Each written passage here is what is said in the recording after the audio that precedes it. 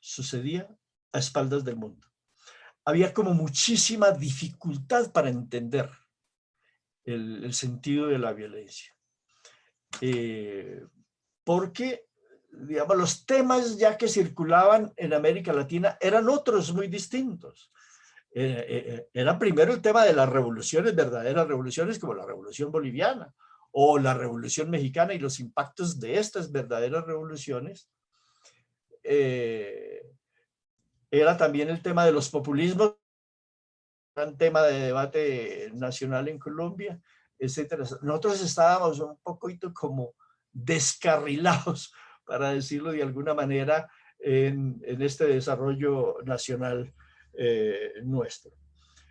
Es probable, no sé, es pura especulación, es probable que este poco interés por la violencia tenga que ver con dos cosas. Una, con las dificultades de entender la dinámica, que eso nos ha costado mucho a nosotros mismos también entender cómo es posible una guerra a muerte cuando la primera impresión que tenía la gente era que cuáles eran los contenidos, era por una simple bandera, por unos simples colores, cuando había un cruce de intereses sociales muy similares entre liberales y conservadores, incluso frente a la imagen tradicional que se había creado de los conservadores terratenientes y los liberales campesinos, que después se demostró que era totalmente falsa, realmente los grandes propietarios contra los cuales lucharon los campesinos en el Tequendama y el Sumapaz eran propietarios liberales. Es decir, pero había entonces como esa dificultad para todos nosotros en la construcción de nuestras propias percepciones y tratando de darle inteligibilidad a lo que pasaba, que la confrontación política estaba profundamente disociada del carácter social y de la naturaleza social del conflicto mismo. Nos costó tiempo para ir entendiendo eso. Todavía pues seguimos rompiendo en la cabeza de entender bien cuáles son los trasfondos sociales de la violencia y por qué esa polarización tan extrema llevada casi al extremo de lo religioso, de la cruzada religiosa que tuvo la violencia de los años 50, el tema de lo religioso atravesando culturalmente toda la sociedad, pesa muchísimo, yo creo, todavía. Bueno, esa es la violencia. Luego pasamos a esta guerra contemporánea que llamemos la guerra insurgente, que es otro corte histórico, finalmente. Que son guerras que se van a construir sobre la base de un discurso antiestatal que se alimenta del modelo de la Revolución Cubana y de los modelos revolucionarios socialistas en el mundo. No es únicamente la Revolución Cubana, quizás la Revolución Cubana sea el detonante, digamos, cercano para nosotros, pero después pues, todos ustedes seguramente conocen cómo toda la izquierda se dividió en los años 60 entre las corrientes maoístas, las corrientes prosoviéticas, después vinieron las corrientes albanesas, etcétera, etcétera. Es decir, esas eran discusiones que atravesaban profundamente la sociedad y la discusión era, para la gente de esta época, de los años 60, de nuestra época, era ¿cuál es el tipo de revolución que necesitamos en el país? Esa era la gran pregunta para la gente. Aquí sí había un discurso antestatal, es decir, cómo construir los ejércitos del pueblo, cómo construir el discurso revolucionario para darle sustento a ese proyecto revolucionario que era de derrocamiento, de cambio del sistema, de transformación del Estado, etcétera, etcétera. Ese es el discurso originario, que después terminó transformándose francamente, y cuando se lo examinaba muy finamente, en demandas muy simplemente democráticas, digamos, eran finalmente demandas mínimas de participación política, que en sus contenidos no tenían gran fuerza transformadora revolucionaria, y siguen siendo las que finalmente se negociaron. Es decir, ¿qué demandas menos revolucionarias y menos, sí, digamos, disruptoras del orden pueden ser las que finalmente se negocian en La Habana, la participación política y la tierra. Son demandas de las fuerzas democráticas desde el siglo XIX que apenas las estamos tratando de resolver bien entrado ya incluso el siglo XXI. Entonces, el énfasis que yo quiero poner con este primer punto general de la historicidad de la guerra, de las transformaciones de la guerra, es la necesidad de mirar primero, sí, los contextos sociales, los contextos internacionales y los contextos normativos también, que son muy distintos. Entonces, para entender la naturaleza de una guerra también y la forma de resolverla hay que entender también eso. Si uno ve las guerras civiles del siglo XIX contra todo lo que nos imaginamos hoy y contra toda la sevicia que pudo haber, eran guerras bastante reguladas. Recuerden ustedes cómo el impacto desde don Andrés Bello y todos los procesos de regulación de las guerras civiles, porque eran guerras entre caballeros también, había como más disponibilidad a regular esas guerras porque eran guerras entre iguales finalmente. Entonces estaban sometidas a regulaciones que más o menos eran aceptadas. Pero eso era para las élites. Digamos, los sectores subalternos allí no contaban. Digamos, las guerras pasaban y había gente que había caído en la batalla. Pero estas nociones que hoy manejamos, bueno, que fue el objeto de la otra conversación también de las víctimas, esa noción de víctima pues, no existía. Había caídos en batalla y había unas élites que eran las que luchaban y había perdido un lado y ganado el otro, y las cosas se arreglaban y se definían, como se decía en su tiempo, como conversaciones entre caballeros. Eran conversaciones entre caballeros. De eso se trataba en las guerras, por más sangrientas que pudieran ser. La violencia, entonces, en comparación, uno podría decir un conflicto armado profundamente desregulado, Digamos, si hubo alguna mínima regulación embrionaria, y por eso es tan significativo, es el famoso caso de las leyes del llano. Las leyes del llano, digamos, si uno las mira hoy a distancia, parecen casi normas hechas para otro país. Porque parecen casi salidas del contexto mismo del enfrentamiento violento. Creo yo que tiene mucho que ver esto con la influencia de algunos personajes liberales conectados con la Revolución Mexicana, que muchas de esas normas de las guerrillas del llano fueron creadas muy a imagen de la Revolución Mexicana. O sea, hubo algún tipo de conexión, ¿no? Que no fue por, obviamente que ahora uno tampoco lo puede negar, hay procesos de maduración interna, pero hay también impactos de corrientes ideológicas que llegan y que van incidiendo en nuestro proceso. Entonces, hay transformación de los contextos, hay transformación de los protagonistas, etcétera, etcétera. Ese es el primer punto que yo quería entonces dejar subrayado, la historicidad de los conflictos, las transformaciones de los contextos, de los actores, de los marcos normativos, etcétera, etcétera. Segundo gran tema para mirar nuestro conflicto, y que apunta mucho a la singularidad de nuestro conflicto si se lo compara con los casos centroamericanos o con los otros proyectos insurgentes de Centroamérica y Suramérica. La superposición de modalidades de violencia. Creo que ese es un sello muy fuerte. Aquí tenemos la coexistencia de múltiples formas de violencia. Entonces, tenemos la violencia insurgente, tenemos la violencia del narcotráfico, tenemos la violencia, entre comillas, la violencia común, la violencia ordinaria, etcétera, etcétera, que hacen parte también de estos procesos de transformación. Es decir, hay que tener en cuenta que por la duración de la guerra, un tema que se va planteando finalmente es el de la sostenibilidad de la guerra. Cuando una guerra dura mucho, el problema de los recursos se vuelve absolutamente esencial.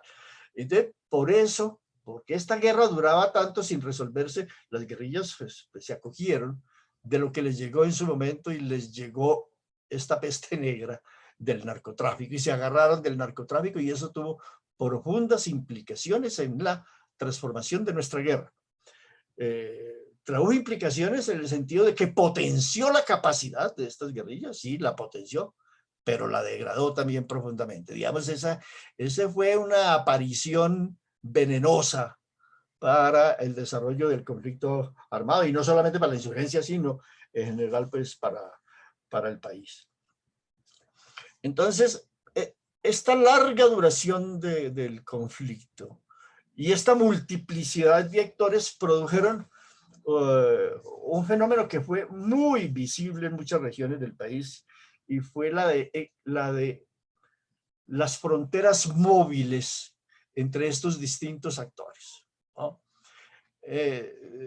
Sí, los testimonios aquí son abundantes, los casos son abundantes de gente de la guerrilla que se va para los narcos, de los narcos que se mete a la guerrilla, del ejército que se mete a los paramilitares, de los paramilitares que circulan al ejército.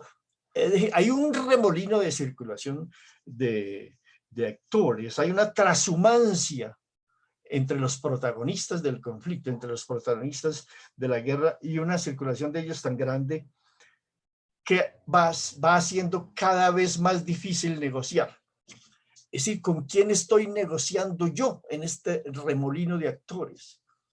Y cuando estoy negociando con un actor que ha sido unos tiempos uno y después ha sido otro, ¿con cuál finalmente estoy negociando? Y eso también lo puede decir uno para el conjunto del conflicto. Entonces, se hizo muy difícil comenzar a negociar y sobre todo se hizo muy difícil con esta circulación de actores cerrar el conflicto. Uno de los nudos que todavía lo estamos viviendo es esto de las guerras escalonadas o de las negociaciones escalonadas o de la paz fragmentada o de las negociaciones fragmentadas, que resolvemos el conflicto con un actor, pero inmediatamente se negocia con unos que se quedan el germen de los nuevos grupos, o los que se quedan afuera van alimentándose luego de los inconformes del proceso que se ha negociado o de los otros procesos sociales que van circulando al margen de ese sector con el cual se negoció. Dense cuenta ustedes la complejidad que hemos tenido. Primero, en los años 80 se negocia con el EM, las FARC se quedan al margen, y ahora volvemos a repetir la historia, entramos a la negociación con las FARC, pero se queda el ELN por fuera, hay todavía remanentes del EPL por fuera, etcétera, etcétera. Entonces, hay una enorme dificultad para cerrar, y también para definir algo que nosotros planteamos en el informe de Colombia, Violencia y Democracia, las violencias negociables de las violencias no negociables. Es decir, cuáles son las violencias políticas y cuáles son las no políticas. Y eso es un tema complicadísimo, porque, por ejemplo, sobre el narcotráfico, abstractamente uno puede decir es una violencia no negociable. Pero en los hechos sabemos que en los años 80 hubo intentos de negociación, en los años 90 con los narcos. Y hubo mediaciones oficialmente toleradas para tratar de motivar esas negociaciones con Pablo Escobar, entre otros, pero no solamente con él.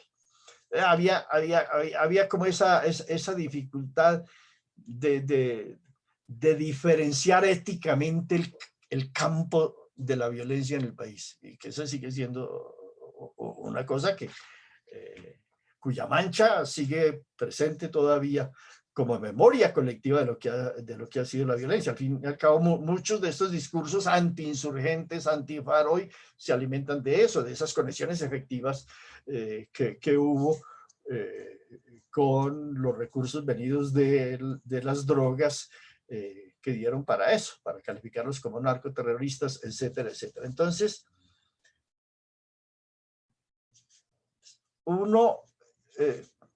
cuando se pone en la mente de los negociadores hoy, ve la dificultad de justificar el arranque de las negociaciones precisamente por eso, por esta mancha, digamos, de degradación que tiene las guerrillas y la guerra en general, que la degradación no es solamente de las guerrillas, es del Estado, es de los agentes del Estado, es de la política, eso atraviesa toda la sociedad. Y cómo el esfuerzo de los negociadores finalmente fue el de revertir esa construcción histórica que se venía dando de degradación y tratar de repolitizar. ¿Me das cuenta? Es casi un esfuerzo, una decisión política de repolitizar algo que ya estaba difícilmente visto como un fenómeno puramente político. Entonces es volver a darle sentido, paradójicamente volver a los orígenes del conflicto armado para poderlo repolitizar. A mí me parece que una cosa significativa en todo esto es cómo efectivamente se vuelve a los años 60 en la negociación. En el fondo, a pesar de eso que señalé antes, de las transformaciones de la guerra y de las transformaciones del conflicto, lo que negociamos fue lo imaginado en los años 60. Es decir, una guerrilla de las FARC, asentada sobre el problema agrario, y otras guerrillas asentadas sobre el tema de la participación política, sobre el cierre del sistema político, etcétera, etcétera. Pero otro elemento también muy importante que tiene que ver con esto de la multiplicidad de actores es que gradualmente se ha ido a una especie de copamiento territorial de actores privados en la violencia y el Estado cada vez más ausente.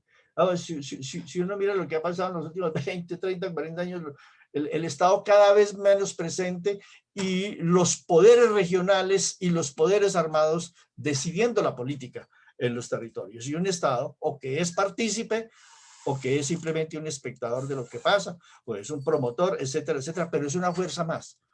No, el Estado no tiene ese carácter de una fuerza reguladora de los conflictos para nada.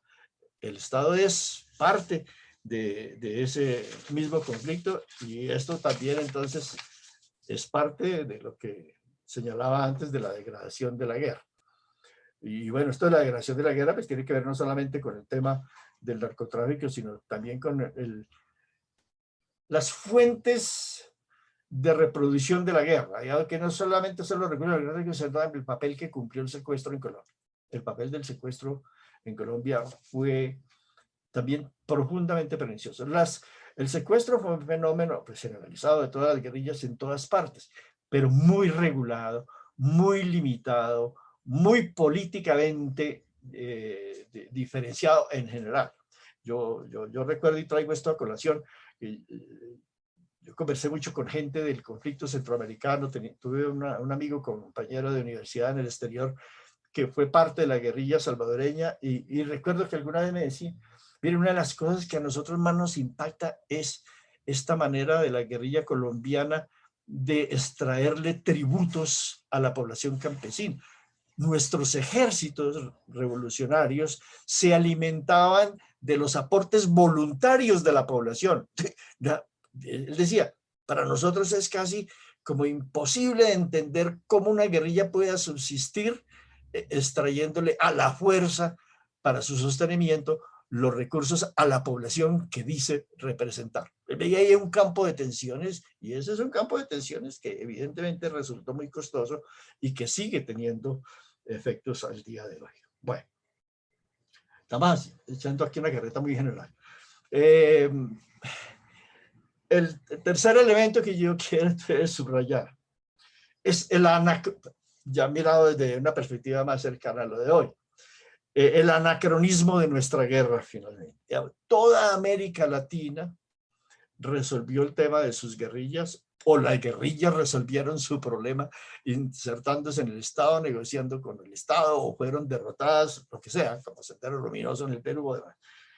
Pero de pronto, entrado el siglo XXI, quedamos en esa soledad, en esos 100 años de soledad de una guerra que ya para nadie tenía sentido en América Latina, era como la única guerrilla que sobrevivía. Es decir, entramos tardíamente a eso que se ha llamado el cierre del ciclo revolucionario de América Latina. Es decir, las armas aquí llegaron muy tarde, finalmente, de manera plena, a la política.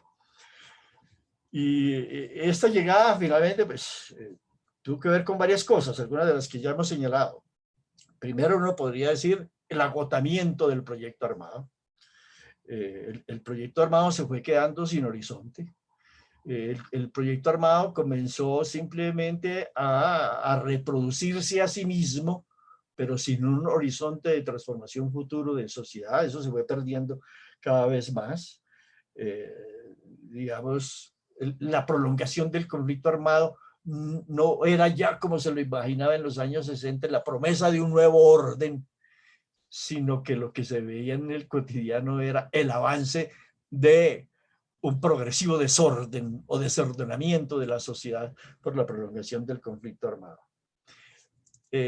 Segundo, como consecuencia de eso, una sociedad profundamente fatigada con la guerra, porque ha sufrido los costos de la guerra, porque la sociedad le pagaba tributos al Estado, le pagaba tributos a la guerrilla, le pagaba tributos a los paramilitares, le pagaba tributos también a la criminalidad común, como se dice. Entonces, crisis del proyecto, sociedad fatigada, encuentra, bueno, finalmente con un gobierno dispuesto a buscarle una salida negociada al conflicto. Una salida negociada que se plantea no como la necesidad de resolver este anacrónico conflicto armado colombiano, sino de resolver finalmente los problemas de sociedad. Los problemas de sociedad pendientes, es decir, el problema de la tierra es un pendiente mínimo de una sociedad democrática occidental. Es decir, estas son las demandas sobre las cuales se está moviendo el discurso democrático desde el siglo XIX en todas partes del mundo, y apenas hasta ahora no podemos decir que lo estamos resolviendo, lo estamos enunciando porque sabemos las dificultades enormes que ha habido precisamente en el desarrollo de ese tema.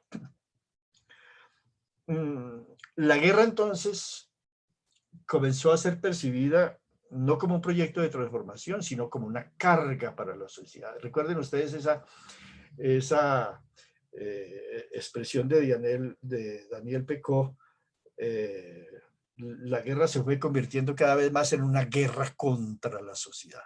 No un proyecto para algo, sino una guerra contra la sociedad. Y yo escribí algo también por allá hace un buen rato, a propósito del tema de los derechos humanos, como esta era también una guerra contra los derechos del hombre, finalmente. Es decir, la guerra se fue encerrando sobre sí mismo y perdió sus horizontes normativos y transformadores.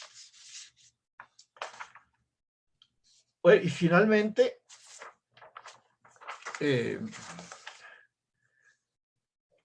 el momento actual, que uno podría decir que es un momento de miedo al futuro. De miedo al futuro en dos sentidos.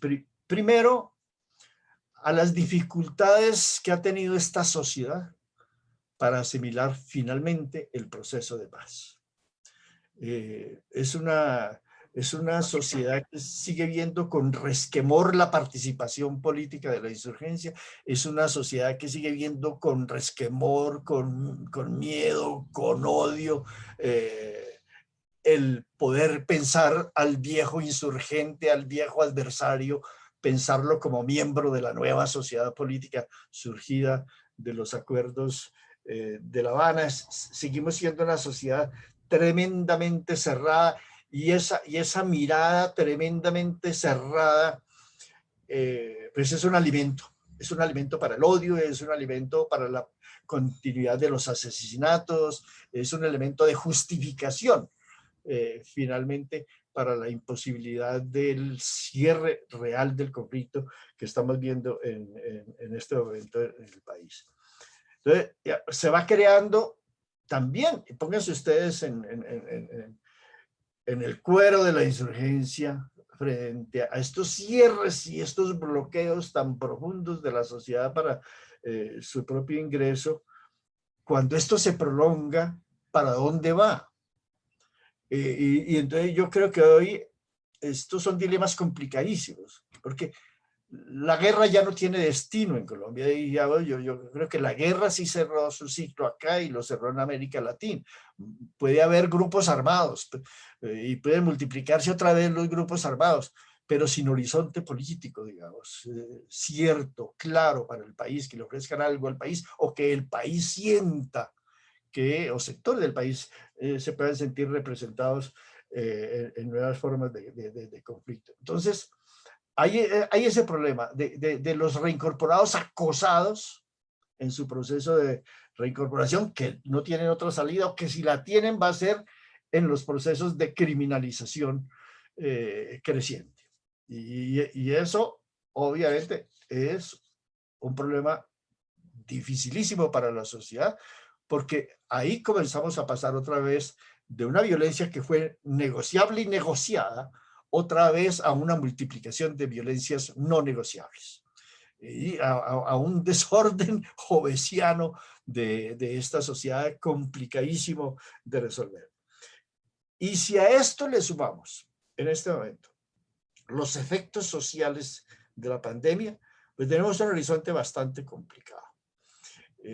Porque hacia las inconformidades que va dejando el carácter inconcluso del proceso de paz, se le van a sumar las inconformidades sociales que todavía no somos capaces de prevenir, que está creando la pandemia. La crisis social de la pandemia va a durar años y años en el mundo, pero también en nuestro país.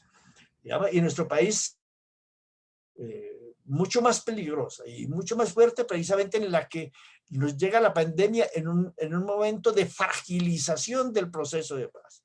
Entonces, si esos dos temas se juntan, el fracaso del proceso y los efectos sociales de la pandemia, pues este horizonte es bastante gris para nuestra sociedad. Entonces, para decirlo de alguna manera, la manera de buscar soluciones efectivas de largo plazo a la pandemia depende de la posibilidad de que consolidemos el proceso de paz. Miren lo importante que se vuelve en este nuevo momento defender el proceso de paz. Defender el proceso de paz es la única manera también de buscar respuestas razonables, consensuadas nacionalmente, para afrontar las catastróficas dimensiones de la crisis social que nos está generando la pandemia. Entonces quería dejar pues con ese mensaje.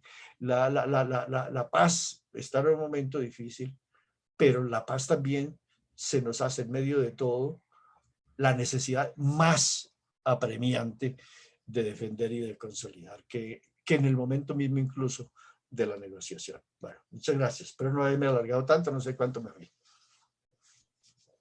Muchas gracias, profesor Gonzalo. Creo que ha colocado elementos muy, muy interesantes en 30 minutos que lo escuchamos desde el siglo XIX llegar hasta la actualidad colombiana. No es una tarea fácil y creo que fue muy interesante y ayuda mucho justamente a complementar algunos de los elementos que se discutieron en la sesión pasada y que están en las lecturas y en los videos.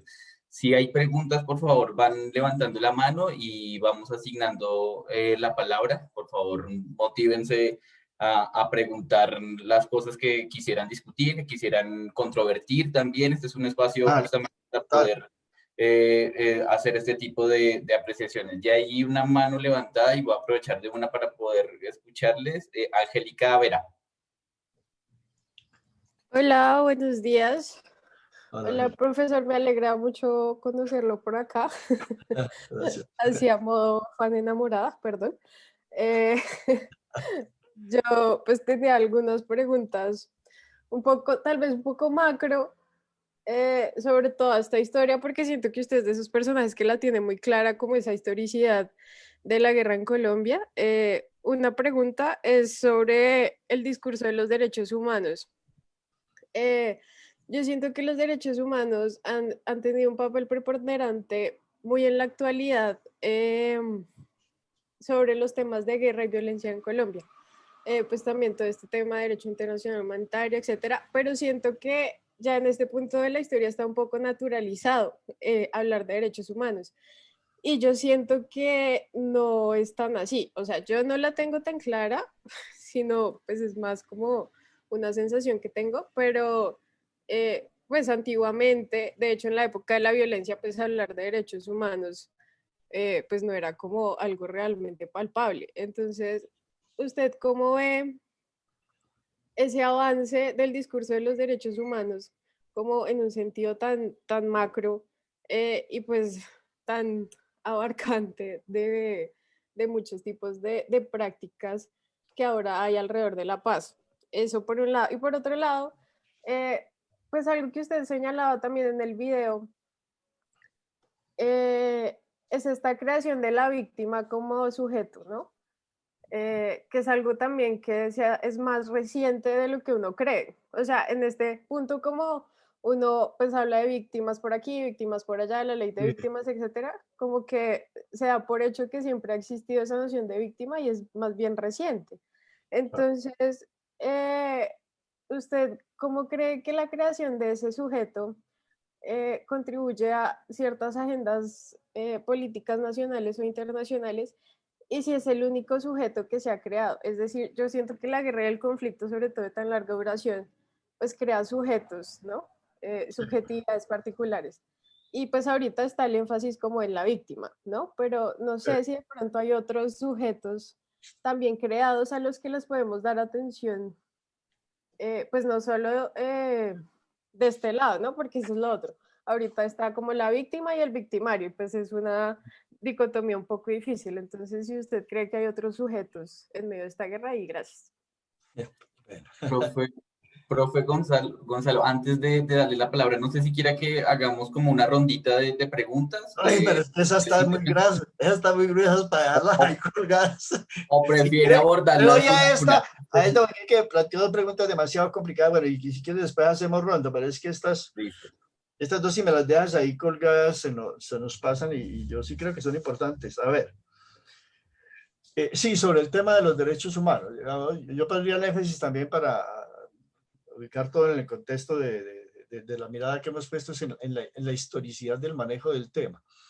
Mire que en los años, yo qué sé, 60, 70, comienzos de los 80, eh, el tema de los derechos humanos era un tema de una minoría en el país. Era del mundo de los defensores de los presos políticos.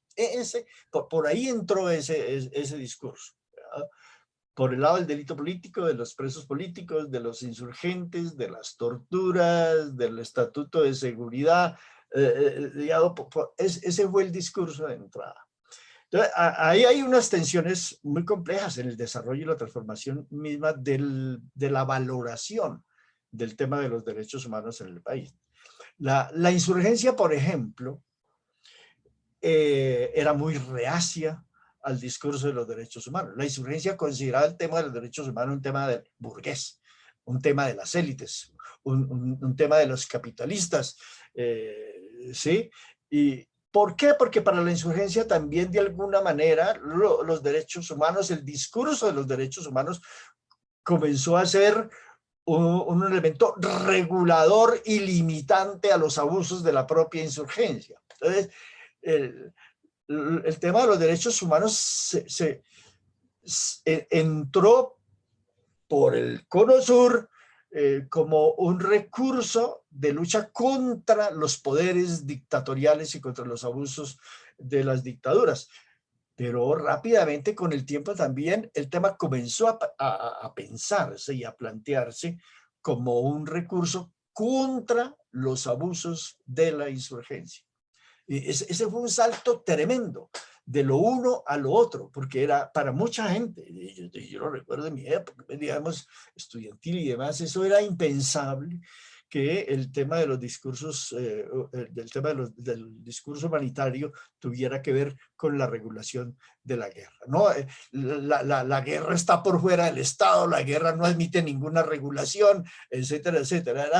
Era eso de ponerse al abrigo de la mirada del derecho. Bueno, eso va caminando y va caminando y va ganando progresivamente en el país su lugar, y se van juntando. Entonces muchos de estos temas que hablamos, y yo no sé si en la conversación yo lo planteé, pero digamos la convergencia que se da en un momento entre el tema de los derechos humanos y el tema de la memoria, el tema de las víctimas, etcétera, ahí se crea un nudo, un complejo profundamente articulado. Entonces, usted no entiende el tema de las víctimas hoy sin el tema de los derechos. Y el tema de los derechos es un repertorio de las víctimas para ejercer a plenitud precisamente sus propias demandas. Bueno, en fin, ese es un tema.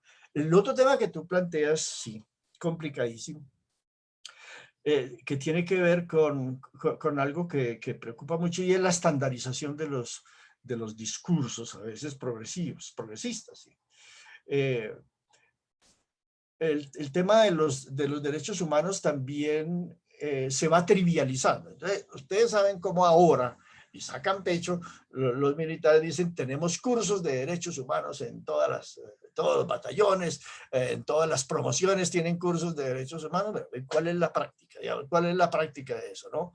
En el cotidiano. Entonces, se va volviendo el discurso de los derechos humanos también como una especie de ropaje, de presentación pública, de pasarela política, ¿cierto? De pasarela política, pero sin ningún contenido. Entonces sí hay que estar muy alertas a eso de la trivialización. Pero por más que haya trivialización, lo que no hay que perder de vista es lo siguiente, creo yo, y es que el tema de los derechos y el tema de la condición de víctimas se vuelven recursos de las comunidades y de las sociedades para, a partir de ellos, poder plantear sus reclamos al Estado principalmente y a la sociedad, realmente, a la sociedad. Ahora, que en la medida en que se van ritualizando, se van repitiendo, van perdiendo mucho de su contenido, cierto, pero también que el contexto los va transformando, cierto también. Vamos, una cosa impresionante es cuando usted escucha, particularmente en los discursos de las mujeres campesinas, el proceso de transformación que significó para ellas apoderarse por condiciones mismas de la guerra, que eran los hombres los que morían y los que tenían que huir, y quedar ellas a cargo de todas las responsabilidades, no solamente domésticas, sino también sociales y de sostenimiento de la familia, y también del discurso público en la plaza pública. Digamos, el proceso de transformación de la mujer a través de la guerra ha sido muy impactante, pero es ese ejercicio del derecho el que la ha cualificado también políticamente. Es decir, la guerra tiene esa dimensión, o tiene ese doble impacto de aniquilar, pero también de incitar a la transformación vía la resistencia. Ese es un elemento que no hay que perder de vista. Las sociedades en guerra salen profundamente transformadas en su capacidad de resistir, en sus discursos de resistencia. Si ustedes comparan, por ejemplo, el nivel de elaboración del discurso de los derechos humanos, de la resistencia, de la memoria nuestro con el Cono Sur, es muy impactante. Digamos, el Cono Sur en la resistencia contra la dictadura maduró más allá de lo que nosotros podemos imaginar, los contenidos de lo que significa el derecho y lo que significa la memoria también, pero también para ver rápidamente los límites de la memoria también, ¿cierto? Y de las responsabilidades asociadas a la memoria. En una primera etapa, en el caso del Cono Sur, pues el responsable únicamente era el Estado, y la historia que se hacía de las violaciones de los derechos humanos era sobre el Estado. Y hoy ya hay muchísima reflexión por experiencias propias de militantes de la insurgencia que han replanteado totalmente el tema. Digamos, esto de la famosa ecuación de los dos demonios, digamos, se ha trastocado totalmente porque la gente, incluso los propios revolucionarios, han comenzado a hacer las memorias también de los procesos de degradación interna de esos propios movimientos. Pero en fin, entonces, quiero señalar entonces a tu pregunta, Angélica, dos cosas. Uno, hay un proceso de transformación histórica de la valoración de los derechos. Segundo, sí hay una banalización. Pero tercero, yo creo que más allá de todo eso, el tema de los derechos humanos sí sigue siendo un recurso de las personas, de las comunidades y de la sociedad para poner en la escena pública sus reclamos, no solamente frente al Estado, sino también frente a la sociedad. Y el otro tema, bueno, me encanta que lo pongas porque de la víctima, digamos, de la simplificación también a que llevan las cosas. Digamos, las cosas hay que ponerlas en su momento y entender por qué nacen, ¿sí? El tema de la víctima, obviamente, y seguramente Andrés hablará de esto, que Andrés ha trabajado mucho sobre el tema, digamos, surgió lejanamente, digamos, con la reflexión sobre el Holocausto. Finalmente, el tema de las víctimas es un tema de la Segunda Guerra Mundial para acá, ¿cierto? En el contexto occidental. Y para nosotros, pues, es mucho más cercano, es parte del fruto de la reflexión y de la maduración de la confrontación con la guerra.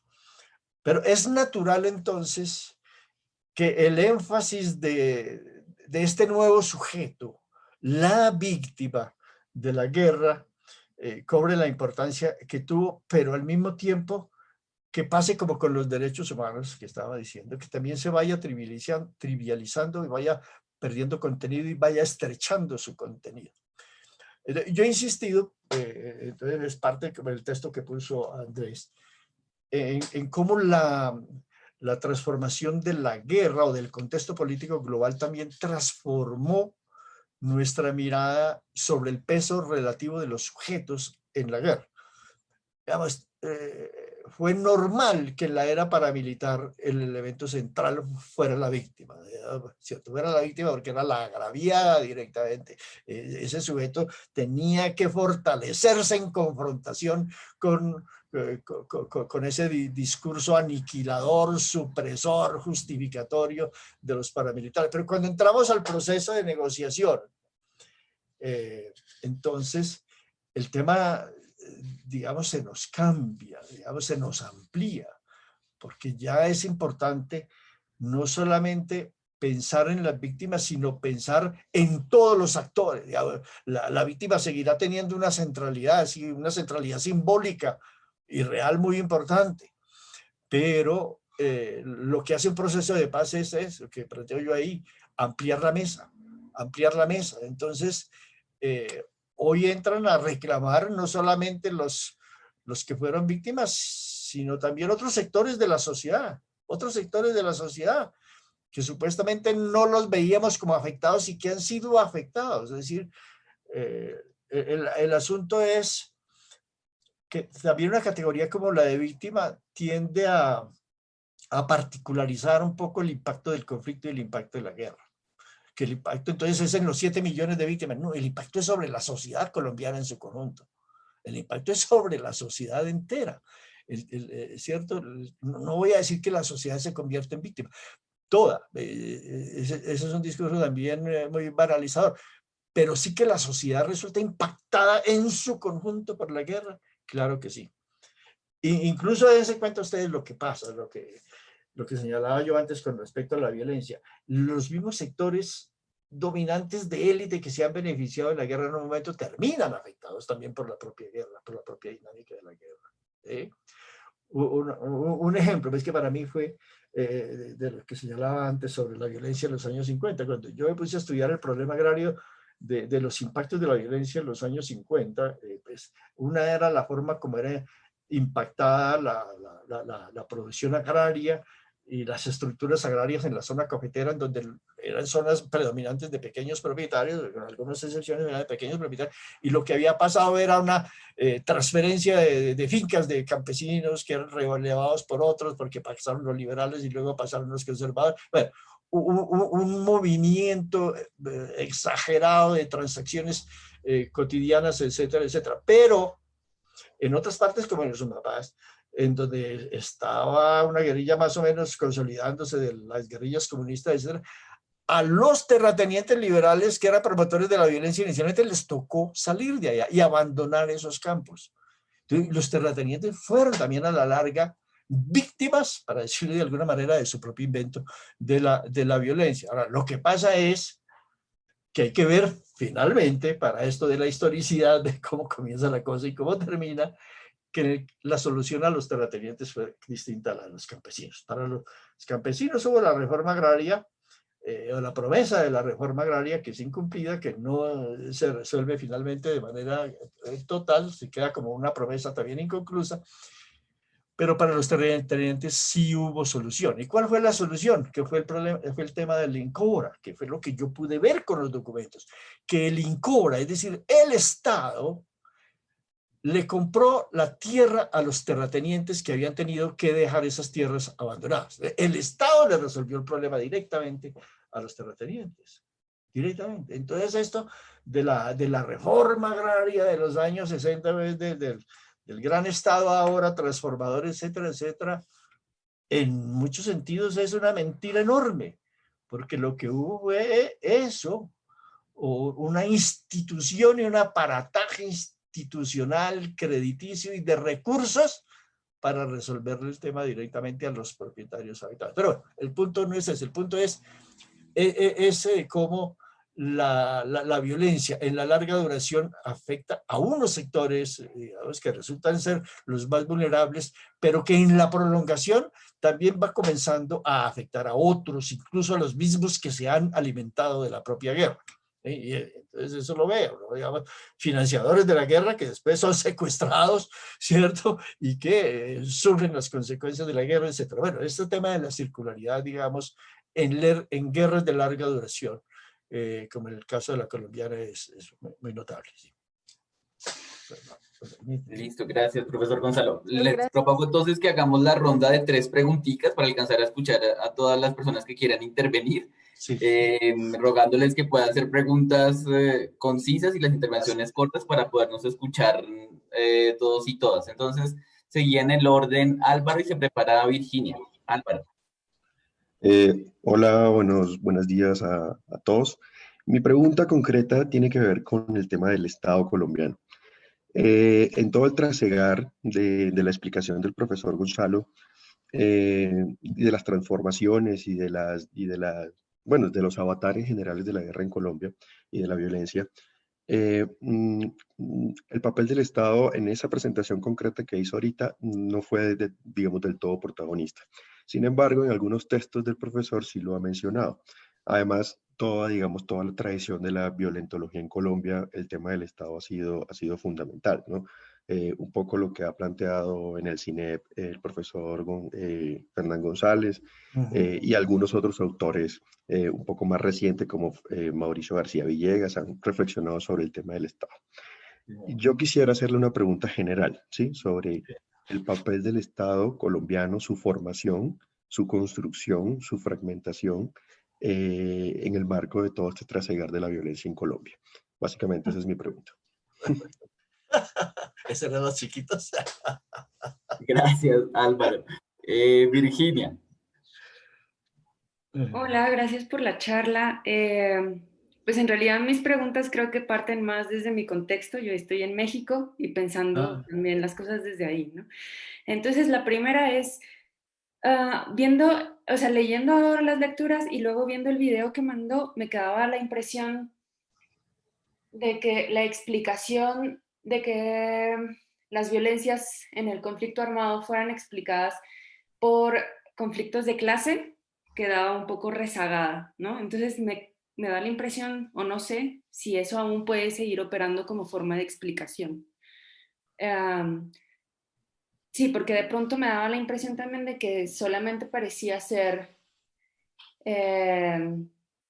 o sea, que había respuestas políticas a un conflicto de clase, ¿no? Entonces me quedaba esa duda. Y por otro lado, sí, el conflicto armado, hay como una diferenciación analítica entre decir conflicto armado y decir guerra contra las drogas, ¿no? O si en algún momento eso se empalmó a partir de una respuesta distinta del Estado hacia esas formas de violencia. O sea, entiendo que el narcotráfico inyectó de recursos a distintos grupos de forma muy diferenciada según región, ¿no? Pero sobre todo me pregunto sobre la respuesta del Estado, ¿no? Y en ese sentido, la militarización, si cambió en algo o no, y si, por ejemplo, el Plan Colombia, porque se menciona en el texto, pero muy de pasada, y entonces, ¿qué, sí, o sea, qué cambios hubo a partir del Plan Colombia o si no hubo cambios al respecto? Gracias, Virginia. Y la última pregunta de la ronda, Harold.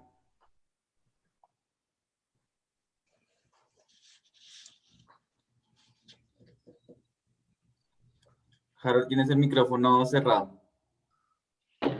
Buenos días, profesor. Es un honor escucharlo. Mi pregunta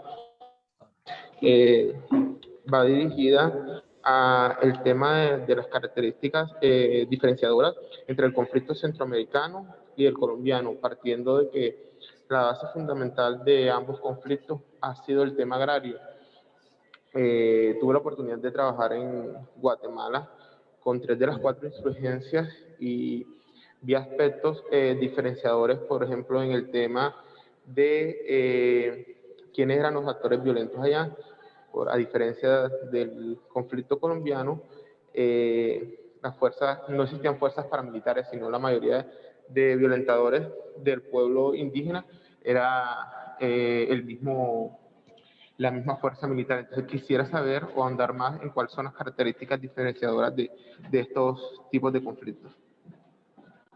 Sí. Gracias, Harold. Listo. Profe Gonzalo. Grave la cosa. Bueno, voy a comenzar por esta última, porque creo que tiene que ver con la que me planteaba anteriormente Virginia, creo, sí. A ver, seguramente de muy distinta manera, pero el tema agrario sí ha sido crucial, no solamente en Colombia, sino en Centroamérica. Y esto sí me pone un poco en la pista de lo que decía Virginia. No podía decir en términos de clase exactamente que el factor estructural de la guerra en Colombia ha sido el tema agrario. La desigual distribución de la tierra en el país o la expropiación de la tierra de los campesinos vista desde otro punto de vista. Digamos, ese ha sido el sustrato material permanente de la guerra o del conflicto en Colombia, por lo menos desde los años 1930 hasta el día de hoy. Digamos, ese sigue siendo el tema que atraviesa. Entonces, sí, yo creo que es un tema de clase, un tema de estructura de sociedad que en un momento de, digamos, de gran movilidad política y del discurso político entra como un tema potencialmente negociable. Negociable por lo menos la ruta para resolverlo. El tema del conflicto agrario no se resuelve en la mesa, no se resuelve en la mesa. En la mesa se pone la ruta para resolverlo, pero es un problema precisamente porque es estructurante del conflicto, pues tenemos que pensarlo como un tema de larga duración y de enorme prioridad. Digamos, en eso, uno diría, la guerrilla de las FARC respondió en la mesa a su carácter esencialmente campesino, a su carácter esencialmente agrario, que es el elemento de continuidad con el cual nació.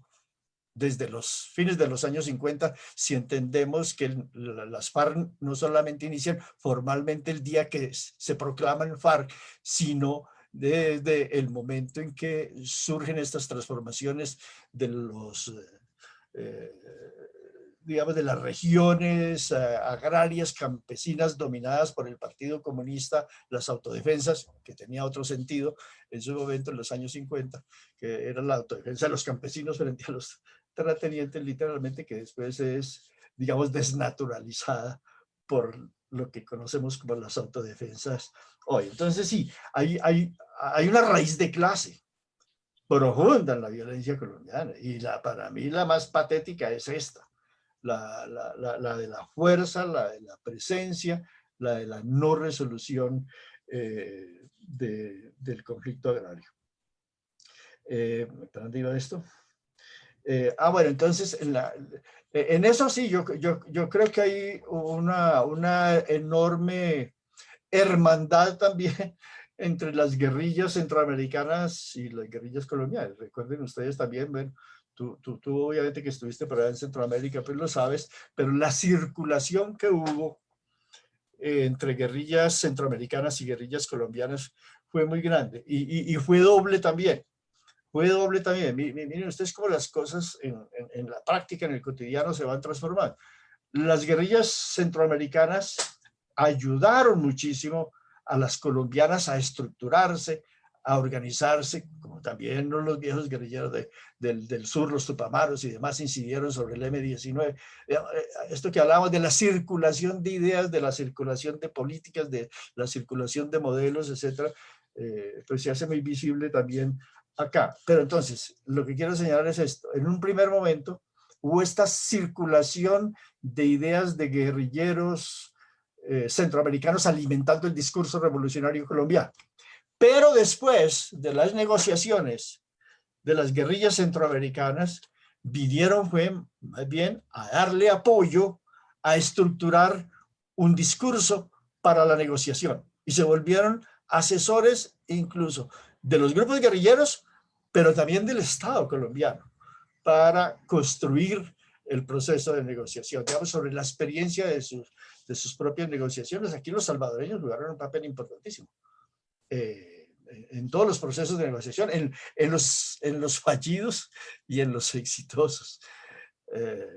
Pero bueno, es decir, esa raíz, esa conexión centroamericana fue muy importante. Bueno, no sé si en algo he resuelto ahí lo de Virginia. El otro punto, el de Álvaro, bueno, el de Álvaro sí me parece, caramba, fueron las transformaciones del Estado, santo Dios. Sí, yo creo que, bueno, Fernán González y todo el equipo del CINE, pues han reflexionado muchísimo sobre esto, sobre las ambivalencias también en los modos de ver el Estado en relación con el conflicto. Digamos, primero, la de atribuir el conflicto a la precariedad del Estado, de la presencia del Estado en las regiones. Digamos, esa es una entrada. La otra entrada es la de ver al Estado como el agente promotor del conflicto en las regiones, no el ausente, sino precisamente el gran agente de producción de la violencia en las regiones y en el país. Y probablemente sea eso, ambas cosas, un Estado ausente, un Estado represor, pero también puede ser lo otro, que es lo que menos hemos visto nosotros, y es un Estado que también tiene fisuras internas, por las cuales entran también finalmente procesos como los del reconocimiento del conflicto armado como un conflicto negociable. El Estado está presente, digamos, en todas esas aristas. ¿Cuál pesa más en el conjunto? ¿Cuál pesa más, el Estado ausente, el Estado, llamémoslo jovesiano, o el Estado negociador? ¿Cuál pesa más? Yo creo que cada momento nos va como diciendo, cada momento histórico nos va definiendo esos diferentes perfiles, de alguna manera camaleónicos del Estado, pero es de la naturaleza del Estado. No es que en un momento el Estado se desnaturalice y sea esto, es que el Estado cumple esas funciones, digamos, desde las concepciones originales del marxismo, es decir, lo que llamaban los altoserianos, los aparatos ideológicos del Estado. El Estado es un aparato de represión, pero también es un aparato ideológico de producción de discurso y de legitimación. Todas esas aristas hay que verlas al mismo tiempo. Gracias, profesor Gonzalo. Listo, vamos a hacer la última ronda de preguntas para poder después dar paso a Andrés. Hay 4 manos levantadas, entonces la misma recomendación. Intervenciones cortas y preguntas precisas para que podamos escuchar al profe Gonzalo. Carolina Fernández. Gracias, John. Bueno, ¿me escuchan? Sí. Profe Gonzalo, tengo como varias confusiones en mi cabeza en este momento, muchas preguntas y bueno, yo estoy, digamos, ayer justamente escuchaba una conversación en la que se referían a un municipio que queda acá en el Cauca, en el sur, que se llama Argelia. Sí, en ese municipio hay una disputa territorial entre grupos del ELN y grupos de disidencias de las FARC. Me llamó la atención escuchar en esa conversación que el grupo, los integrantes del ELN llamaban a las disidencias los paras, ¿sí? A propósito de lo que usted ha mencionado frente a la degradación, ¿sí? Cuando una guerra se prolonga frente a la degradación, me llama la atención eso que usted refiere como proceso de degradación. Quisiera como conocer un poco más o que usted pudiera profundizar un poco sobre qué significa este proceso de degradación y sobre todo en un contexto en el que el Estado, o más bien el gobierno, da como respuesta a los asesinatos de líderes y lideresas, a las masacres, a todo lo que viene ocurriendo, que se trata de un asunto de control, de disputa entre grupos por el control del narcotráfico. Entonces, pareciera que todo se explica desde ese discurso como un problema que tiene que ver estrictamente con el narcotráfico. Esa es como mi pregunta y ya. Gracias. Gracias, Carolina. Carolina Henao. Seguía en el orden. Carolina. ¿Sí me escuchan? Sí. Bueno, profe, es un placer verlo de nuevo. Gracias también, profesor Axel y compañeros. Espero ser lo más puntual. Profe, yo quisiera saber usted qué tan de acuerdo está o no con esta tesis que está tomando cada vez más fuerza y bueno, que es, digamos, estudiada por el profesor Francisco Gutiérrez Sanín, y es el escalamiento de un tercer ciclo de conflicto armado en Colombia, con ocasión a ver como agua alrededor del acuerdo de paz, ¿no? Y que pues el hecho de que no se esté como cumpliendo con lo pactado, no se está llevando un nuevo ciclo de conflicto armado. Lo pregunto particularmente porque leyendo los textos y también viendo los videos, digamos, me lleva como a la pregunta de debemos ser un poco más rigurosos con el asunto de continuidades y discontinuidades del conflicto armado, ¿no? Digamos, eso nos puede dar luces a entender, comprender, y bueno, eso también en clave con el tema que se está proponiendo hoy, y es la comprensión y transformaciones del conflicto armado. Pero lo que ha pasado en la historia del país que tanto nos sirve para entender la violencia más reciente y particularmente la del posacuerdo. Entonces, digamos, yo tengo como 3 elementos y quisiera que, pues, como escuchar sus impresiones, 3 elementos que pudieran servir un poco, y es el primero, el tema del derecho internacional humanitario, que usted también lo menciona en las lecturas, ¿no? Entonces, ¿cuáles son esos elementos del DIH aplicables al conflicto armado actual? Entonces, creo que eso nos puede dar luces. Un segundo elemento, pues puede ser como analizar todo lo que tiene que ver con el reconocimiento o no de estatus político del actor armado. Pues sabíamos y sabemos que antes autodefensas y guerrilla tuvieron como un espacio para justamente agenciar este tipo de reconocimientos, pero ahorita justamente, y me refiero particularmente a la violencia posacuerdo, vemos es una desideologización, ¿no? Entonces ahí también hay algo que disuena y creo que vale la pena analizar. Y un último elemento, pues es este tema tan interesante, a mí me apasiona, que es el de cómo se articulan los diversos tipos de violencia. Y pienso que eso también, de nuevo, nos puede llevar a un lugar que nos permita ver un poco en clave esas continuidades y discontinuidades, qué tanto se parece o no el conflicto del pasado al presente. Gracias. Lo más corta. Gracias, Diana Carolina. Okay. Seguía Catalina Serrano. ¿Más? Sí, las últimas dos y con eso cerramos y lo escuchamos, profe. Catalina. Bueno, buenos días, profesor, y buenos días para todos. Mi pregunta es muy simple. Pues primero que todo, darle las gracias por estar aquí. Realmente siento que es una oportunidad muy chévere la de escucharlo y que a través como de que su experiencia de vida, usted nos va contando un poco cómo han evolucionado no solo el conflicto armado, sino también las diferentes explicaciones que como sociedad le hemos dado al conflicto armado.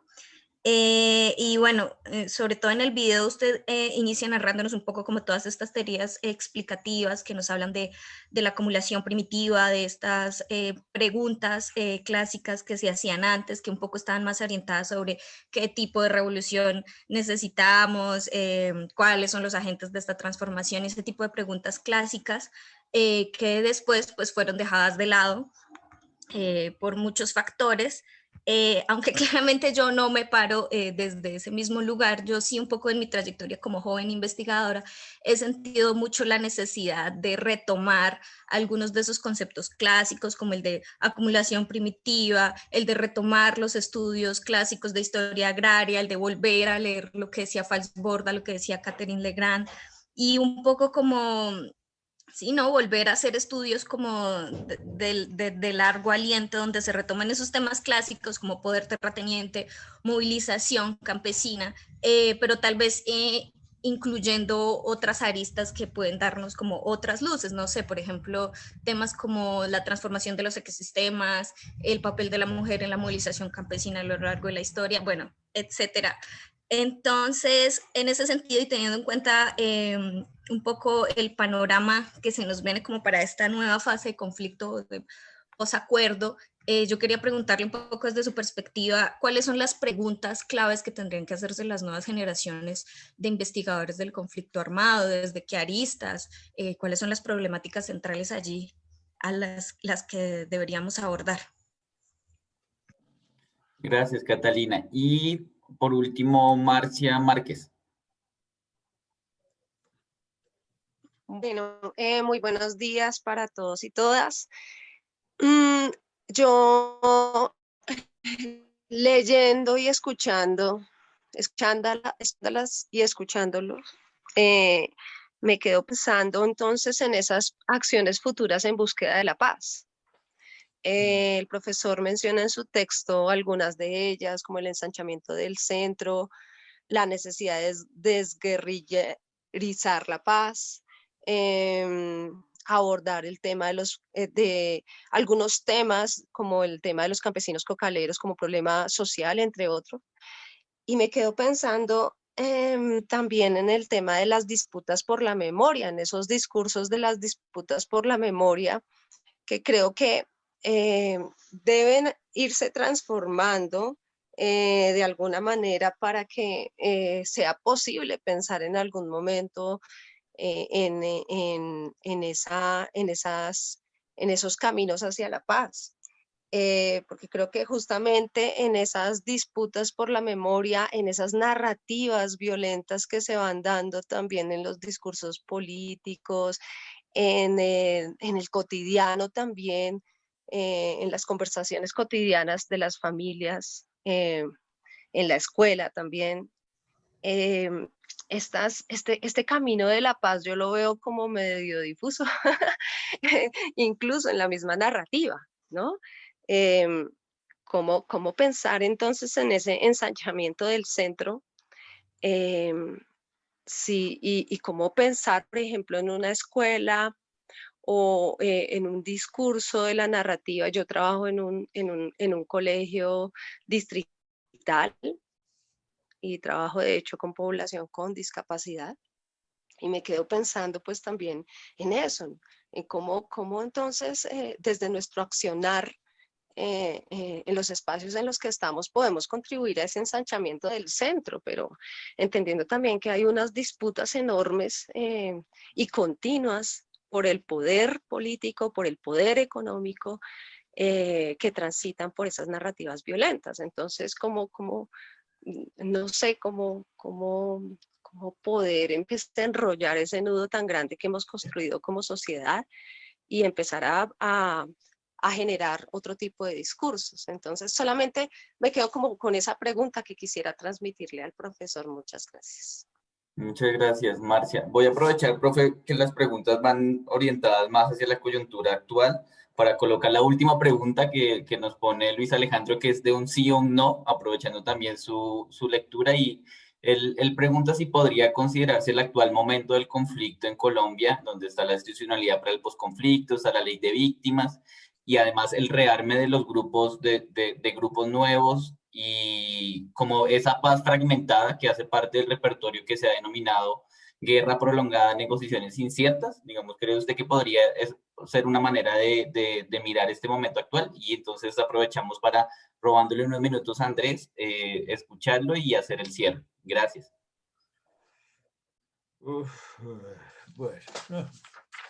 Bueno, grueso calibre, todas las preguntas. No sé por dónde arrancar. Bueno, Carolina, sobre el tema Argelia, disidencias, paras, sí.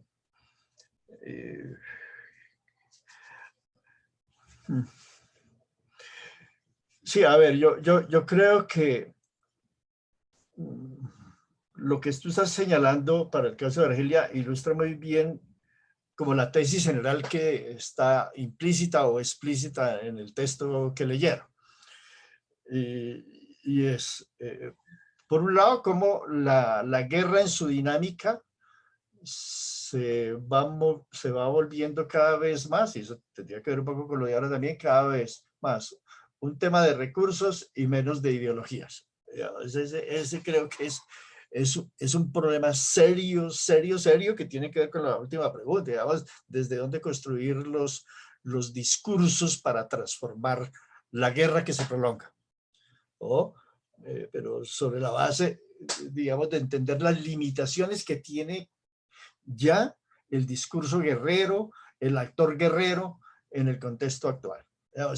Si hay proliferación de grupos hoy, van a ser muy distintos de los que emergieron en los años 60 o en los años 80, digamos, por su naturaleza, por sus objetivos, por sus dependencias, por sus contextos internacionales, etcétera, etcétera. Digamos, están demasiado ahogados por el contexto, digamos, esos discursos guerreros. No quiero decir que no tengan justificaciones, no, a mí me parece que cosas de las que quedan claras aquí e implícitas en muchas de las preguntas de ustedes es, claro, si a los líderes sociales los están matando, si estamos haciendo el llamado a este fortalecimiento del centro, que es entendido allí no como el centro político, ahora lo que se habla, sino el centro ahí está muy relacionado con el tercer actor, la sociedad civil, ¿sí? La necesidad de fortalecer la sociedad. Si estamos hablando de la necesidad de fortalecer sociedad civil, sí, yo creo que lo que está pasando en este momento es que estos discursos guerreros, por un lado, se van quedando como sin campo de proyección política y se van convirtiendo en bueno, como decía antes también, máquinas de guerra, máquinas de producción de violencia, en muchos casos sin mucho sentido, digamos, o que tienen unos sentidos muy distintos a los que nosotros nos imaginábamos que debía tener el discurso revolucionario y el discurso guerrillero, que ya no es el discurso de la transformación del Estado, que no es el cambio del poder, que no es el cambio de la sociedad, sino el discurso es un discurso absolutamente inmediato y pragmático, es decir, ¿cómo logramos el control del Pacífico? ¿Cómo logramos el control de los corredores de la salida de la droga? ¿Cómo logramos apoderarnos de los centros mineros? Es decir, es una violencia de una naturaleza muy distinta, digamos, de objetivos, de objetivos que no van más allá del horizonte de la mirada de cada cual y del bolsillo de cada cual. Digamos, si miramos una guerra que se está volviendo más una guerra por recursos, ¿sí? Esa es una cosa.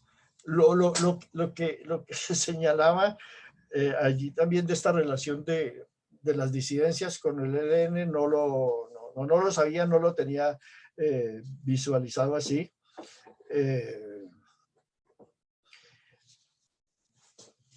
Tú planteas cómo mirar en ese contexto el asesinato de los líderes sociales y el discurso del narcotráfico. Sí, yo creo que el narcotráfico es un problema real, pero el narcotráfico también se vuelve un elemento de justificación o de la necesidad de explicar lo que pasa o de la necesidad de nombrar a los verdaderos responsables. Es decir, a mí me impresiona todos los días escuchando al presidente.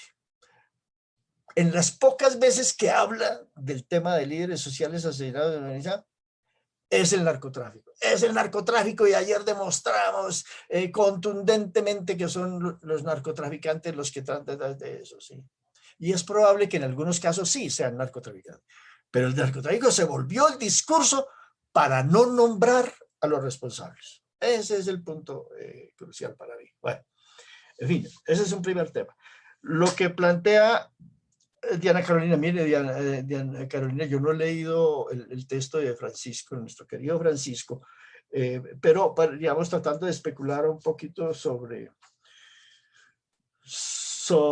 a partir de simplemente de manera como él está nombrando el nuevo momento político, del nuevo ciclo, de un tercer ciclo de la violencia en este momento. Sí, yo veo que Francisco, lo veo por las columnas, por lo que he visto de él, que él está muy pesimista, profundamente pesimista sobre el curso del proceso de paz. Y bueno, yo sé que él lleva trabajando muy juiciosamente sobre esto y sobre el narcotráfico y sobre todos estos poderes locales nuevos y la articulación con las formas distintas de la política y de la corrupción, etcétera, etcétera. Y yo creo que hay muchos argumentos visibles, digamos, para uno decir, se puede entrar a un tercer ciclo, pero yo todavía no veo claro que pueda desencadenarse de aquí un tercer ciclo. Un tercer ciclo que uno pueda diferenciar claramente de estos anteriores. Digamos, si ponemos que el inmediatamente anterior es el ciclo negociado. El ciclo negociado. Llamamos el ciclo con las FARC el ciclo negociado. Yo creo que queda un pedazo, digamos, del conflicto que sigue siendo claramente negociado y negociable, que es el del ELN. Digamos, en términos globales uno puede decir la naturaleza del ELN para efectos de la solución política es muy similar a la naturaleza de las FARC, por más diferencias que uno pueda encontrar entre ambos actores y todos lo sabemos. Pero en términos globales sí, ese pedazo de lo negociable todavía queda presente en el ELN. El tema es qué tanto se agranda lo no negociable. Esa es para mí la preocupación. Entonces, si trato de imaginar lo que dice Francisco, yo veo que la posibilidad de lo que se viene es un ciclo de violencia muy desarticulado, muy desorganizado, extremadamente fragmentado y extremadamente violento. Entonces, es decir, esa va a ser una violencia que no se va a hacer a nombre de la sociedad. Esa sí, de verdad, va a ser una violencia tremendamente contra las sociedades campesinas, las sociedades agrarias, las sociedades que están en resistencia en los territorios. Va a ser si esto se sigue desarrollando así, va a ser una guerra terriblemente sangrienta en el territorio. Y como no va a ser una guerra o un ciclo de violencia parecido al de los anteriores, en donde había un discurso nacional, ¿cierto?, sobre el sentido de esa violencia, sobre el proyecto de esa violencia, entonces va a ser una violencia que va a volver a ser muy parecido a la de la violencia de los años 50. Una violencia profundamente fragmentada en las regiones que poco interesa a la sociedad bogotana, a la sociedad política central del país. Entonces la van a dejar allá en el territorio, allá que se maten. No, es que esos son los narcotraficantes. Sí. Es que esos son los guerrillos, que se maten. Es decir, no va a haber nadie que se sienta responsable porque, digamos, se ha despojado del contenido político de esa violencia en su propia dinámica, pero también porque los discursos de legitimación desde el centro necesitan despolitizar las formas de violencia que surgen en la región. Digamos, es que ahí lo uno alimenta lo otro. Sí, para el Estado central poder descargarse de sus responsabilidades, lo más fácil es decir, esa es una violencia que no tiene ningún objetivo político. Eso es un asunto de negociantes de cantina, allá en los pueblos, en Argelia o en cualquier otro sitio. Entonces, lo despolitiza para poderlo desconocer y no asumir las responsabilidades como Estado que tiene. Entonces, sí, yo creo que lo de Francisco como mirada de un nuevo ciclo es probable y me temo sí que va a ser una violencia bastante distinta, digamos, insisto, paradójicamente, más bien parecida a esa profundamente fragmentada de los años 50, que nadie controla finalmente en algún momento desde el centro. Y eso obviamente es un gran riesgo para la sociedad. Es un gran riesgo para la sociedad porque las regiones, las comunidades campesinas van a quedar muy solitarias y tiene que ver esto con lo que se señalaba también ahora de lo del ensanchamiento del centro y el papel de la sociedad civil. Uno ve que la sociedad civil más o menos organizada le metió duro a la movilización y a la articulación de iniciativas hasta final del año pasado. Y yo creo que la pandemia desorganizó mucho la sociedad civil también en relación con el conflicto. Es que la pandemia descentró las urgencias del país. Ese es el otro tema jodido. Descentró las urgencias del país. Si estábamos hablando de temas de sociedad en algún momento, perdón, de transformación de sociedad, los temas que se están planteando ahora en este momentico son temas de sobrevivencia. Son temas de sobrevivencia, no de transformación, sino de simple sobrevivencia. Entonces, ese cruce ahí es muy complejo. Por eso yo quisiera entender que tanto grupos insurgentes como los helenos, o como el gobierno nacional en un momento, entiendan, que el Estado mismo, entiendan que es que el contexto obliga a resolver lo que es negociable para disminuir la capacidad de ensanchamiento de la violencia, digamos, para poner en esos términos viejos, anóbica en los territorios. Sí, porque si se juntan y los mantienen juntos, como parece no entenderlo este gobierno, le parece que echándole pólvora todos los días al ELN, entonces está resolviendo la cosa. Si se juntan esos dos procesos, en la tradición de los ciclos anteriores de guerra, de refortalecimiento de los grupos armados, y de hecho el ELN se volvió a fortalecer sobre la base de la percepción de fracaso del proceso de paz, de consolidación del proceso de paz. Es sobre eso que se ha producido el crecimiento del ELN. Y ahí repetimos totalmente la historia de los procesos anteriores, de que una paz fragmentada es una guerra asegurada, prolongada. Sí, es que esa es mi tesis fuerte, digamos. Y cuando por primera vez en este momento se había dado la posibilidad de juntar todos los actores de las violencias negociables a la mesa, no lo logramos. No lo logramos, repetimos el ciclo. Estamos en ese sentido repitiendo el ciclo, pero lo estamos repitiendo en condiciones mucho más complejas. Porque lo que está de bulto hacia adelante al futuro no va a ser el ELN por más fuerte que sea. Lo que va a estar en el primer plano, digamos, de la cotidianidad, tal vez no de la noticia, pero de la cotidianidad para la gente en los territorios, va a ser esta violencia desordenada, amorfa, primitiva, inmediatista, por el control de recursos y por el control de territorios y de rutas y demás, digamos, de lo más prosaico de la guerra. ¿Sí? Muy bien, ahí porque ya, no sé, ya me perdí cuáles son las otras preguntas, cuál se me quedó por ahí. Gracias, profe. Profesor Gonzalo, muchísimas gracias. Seguro hay preguntas que no se pudieron abordar. Y otras que yo no sé responder. Y otras que no tienen una respuesta. Yo mismo me hago. Bueno, ahí se quedó una pregunta.